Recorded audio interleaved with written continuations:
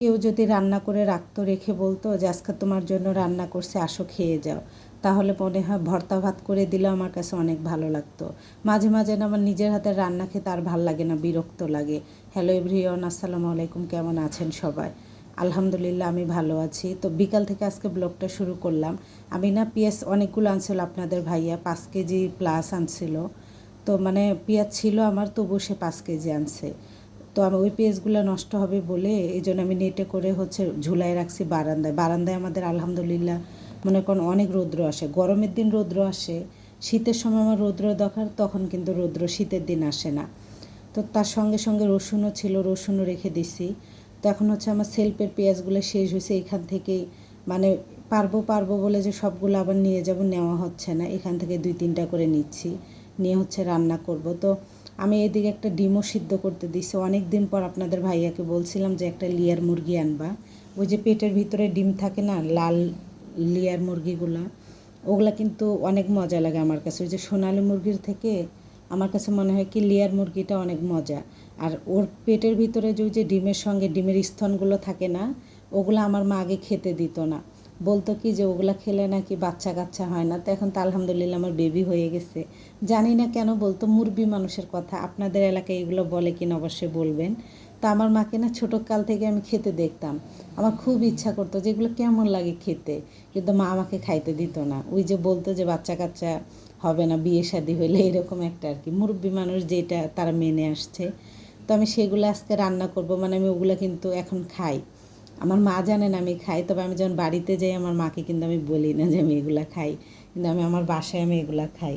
তো আমি এই জন্যই মুরগি আনতে বলছি, লেয়ার মুরগি। আমার বাচ্চারা ব্রয়লারও খায়, ব্রয়লারটা ফ্রাই করে দিলে বেশি খায়, কিন্তু আপনাদের ভাই একদমই ব্রয়লার পছন্দ করে না।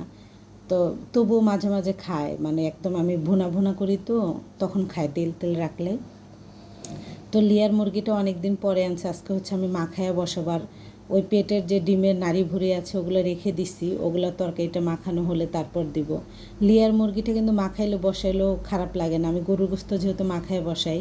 তো আজকে আমি প্রথম প্রথম না দ্বিতীয়বার মনে হয় লেয়ার মুরগিটা মাখায় বসাইতেছি, মানে আমার হাতে সময়ও নাই। আমার ইফতার ভিজাইতে আজকে মনে ছিল না যে আমি ইফতার ভেজাবো, মানে বুট আমি প্রতিদিনে বেটে বেটে যেহেতু টাটকা টাটকা বানিয়ে টাটকাই খাই, মানে ওই যে সিদ্ধ করে যে ডিবে রেখে দেয় না, আমি এরকম এখন 2 বছর ধরে রাখি না।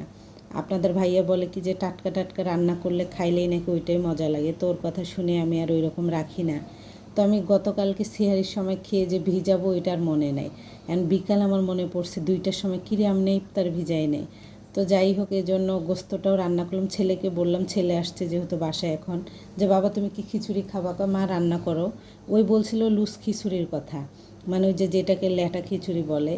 তো ল্যাটা খিচুড়ি কিন্তু বাবু খাবে না, মানে ওইটা এক কথায় হাত দিয়ে উঠাতে গেলেই তো পড়ে যায়। তো আমি একটু হালকা টাইট টাইট করে রান্না করছি, যেন বাবুও খেতে পারে, আমিও খেতে পারি, সবাই খেতে পারে।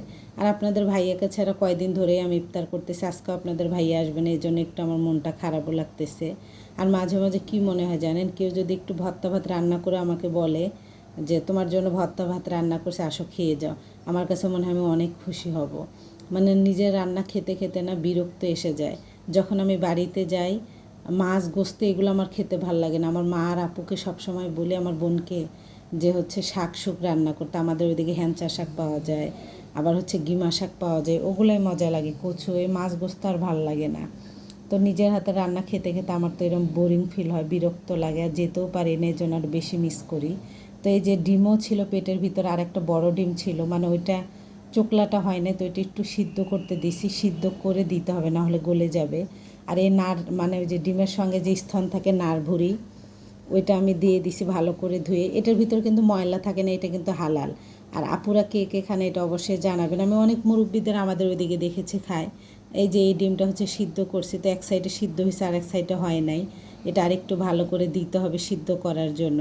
তো মাখায় বসাই দিলাম, এখন আমি চুলায় বসাই দেবো। আর এই যে ডিমটা সিদ্ধ করছে ছুলতে হবে, মানে আরেক সাইডে দেখি কি জানেন যে আর একটু মানে নরম নরম লাগতেছে, তার একটু চুলায় দিলে তাহলে বুঝতে পারবো। আমি ভাবছি কি যে হয়ে গেছে, এই জন্য তো আমি রান্না বসায় দিছি, দিয়ে খিচুড়িটাও বসায় দিছি। সরি, খিচুড়ি বসায় নাই, মানে খিচুড়ি বসাবো। জানালার কাছে আসছি চাল নিতে, আমি একটা ভাঙা বালতির ভিতর চাল রাখি, আমি আতপ চাল বলেন, পোলার চাল কেনা হয়, কিন্তু আতপ চালটা কিন্তু আমি আমার বিয়ের পর থেকে একদমই কিনি না। বলা বলা যায় 1-1.5 কেজি হয়তো বা কিনছি। মানুষ চাল থাকে না, আর আমার ঘরে কি হয় জানেন, চাল পোকে ধরে। আমার মা আর বোন আমার বিয়ের পর থেকে আতপ চাল দেয়। আমার বিয়ের পর থেকেই মানে একটার পর একটা, সে কোনটা রেখে কোনটা খাবো, 2জন মানুষ। আর আমার বাসার ভিতরে আমি একটু খাই বেশি, মানে যে হাবিজাবি পছন্দ করি। আর আপনাদের ভাইয়া ভাত আর হচ্ছে ওর তরকারি গোস্ত এগুলোই, মানে ওর মাছটা বেশি পছন্দ। আর আমার কাছে মনে হয় কি জানেন, এক এক দিন এক একটা খাবো, তাহলে অনেক মজা লাগবে। তো চালে কি পরিমাণে পোকা ছিল দেখতেই পারতেছেন। তো এই জন্য না আমি চালটা মাপতে পারি নাই। একটা পলিথিনের ভিতর যে চালগুলো ছিল আমি পুরাটাই দিয়ে দিছি। এখন দেখি কি এত খিচুড়ি হয়েছে। আর আমি কিন্তু খিচুড়িতে কাঁচামরিচ দেই, পুরাটাই কাঁচামরিচ। আমি একটু হচ্ছে ছোটোকাল থেকে দেখে আসতেছি আমার মা কাঁচামরিচ দিয়ে খিচুড়ি রান্না করে, হলুদ হলুদ কালার। তো অনেকে দেয়, আমি ভুনা খিচুড়ি রান্না করি যখন গোস্ত দিয়ে তখন দেই, তাছাড়া কিন্তু আমি দেই না। তো আমার রান্না বান্না শেষেই তো খিচুড়ি রান্না করছে, আর হচ্ছে সঙ্গে আছে হচ্ছে মুরগির গোস্ত। আর আমি ডিমগুলা খাবো, আর ওই যে ডিমের থলিটা খাবো, মানে ওইটা আমার খাওয়ার জন্য অনেক মজা লাগে। আর এইদিকে হচ্ছে আজকে কি করছে, এই যে দইয়ের এইটা না, এটার ভিতরে ইসবগুলো ভুসি ভিজাইছি, মানে লেবু ছিল না, আর আপনাদের ভাইয়া যেহেতু আসে নাই এজন্য। তো এই তো আমার হচ্ছে প্লেটে বাড়তেছি। বাবু তো রাগ হয়ে গেছে যে বাবা আসবে না কেন, ওই যে পাশ থেকে রাগ করতেছে। তো আমি একটা ধমক দিচ্ছি, তারপর উনি চুপ করে আছে। আর এই যে এটা অনেক দিন আগে আমার ছেলের কাস্টমাইজ করে বানানো, এটা আপনাদেরকে দেখালাম। যারা আপনারা আমার ছেলেকে দেখতে চান এই যে দেখে নেন। তো এই যে শরবত আমি ঢালতেছি, আপনি এইসবগুলো ভুসি মেথি দাও, এগুলো দিয়ে ইফতার করবো। আমার বাবু হচ্ছে খাবে না। তা ওকে আমি বলতেছি তুমি খাবা না কেন, ও আবার ওই বলতেছি কি আমার ছেলেকে, মা ফল নাই, আমাকে খিচুড়ি দিয়ে ইফতার করবা। আর আজকে সত্যি কথা বলতে কি, ফলের কথা আপনাদের ভাইয়াকে কিছুই বলি নাই। তো যাই হোক, সবাই ভালো থাকবেন, আল্লাহ হাফেজ।